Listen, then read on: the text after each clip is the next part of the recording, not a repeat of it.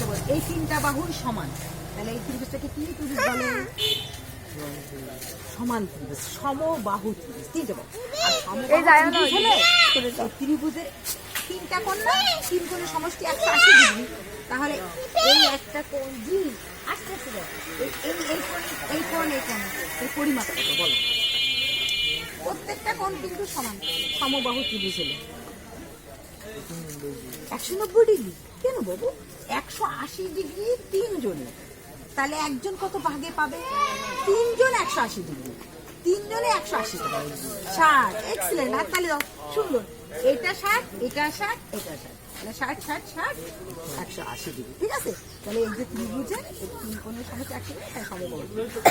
আর এইটা তাহলে এইটা বহিস্থ কোণ, এখন বলো তাহলে কত ডিগ্রি এই বহিস্থ কোণটা? ভেবে বলো। 170। কেন বাবু বলো? এটা তো 60 আর এটাও 60।